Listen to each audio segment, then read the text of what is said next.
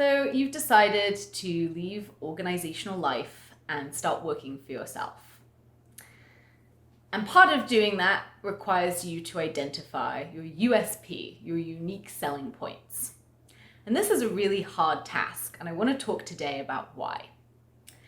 So let's talk first about what it means to be an employee in a typical workplace in the US. So in employee land, difference is not particularly valued. And you can see this when you apply for jobs. Typically, you fill out a questionnaire online, submit a resume that lists who you are on a sheet of paper in a number of keywords, skills, and qualifications. And when you go to interview, you try and explain how you're going to fit the company culture, how what you're bringing to the table is a good match for what the workplace is looking for. Any differences that you do have are probably talked about in terms of how it benefits the organization. So everything is geared towards being very similar, being easy to identify, and being easy to understand from someone else's perspective. The problem with that is that it makes you replaceable.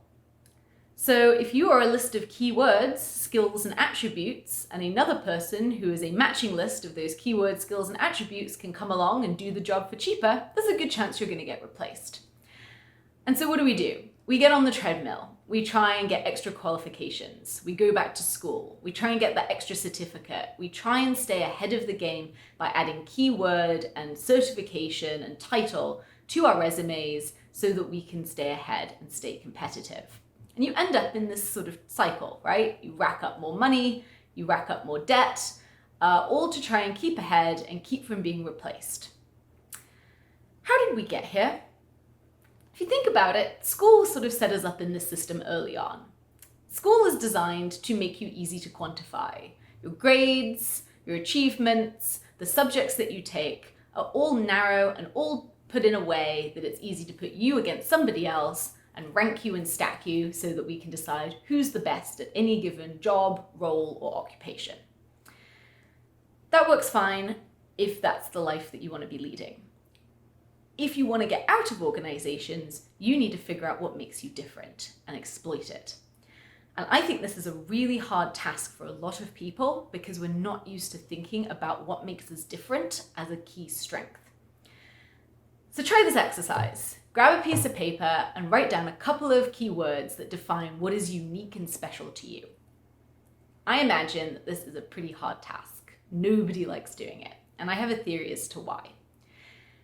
In the employee organization society that we live in, your real differences aren't valued. So when you try and identify them, you don't see the value in them either. It's either difficult to figure out what it is that makes you you, you're not used to thinking about yourself in that way, or it's difficult to put value on and celebrate what makes you you because society probably doesn't value that. So identifying your inner weirdo is super important. Figuring out what it is that's unique to you, what you care about, what you value, and what you are able to put together in a combination that no one else on the planet can, helps you figure out what it is that you want to be doing with your life, with your business, with your art. Write the story only you can write. Paint the painting only you can paint. Put together the business that is the unique grouping of skills and qualities that only you can put together. That way, you get to love doing what you're doing because you're doing something that is unique and special to you. No one else is going to take it away from you because they can't match your particular fingerprint or unique ID. And you're not replaceable. You're the only one of you that can do it your way. And that's job security.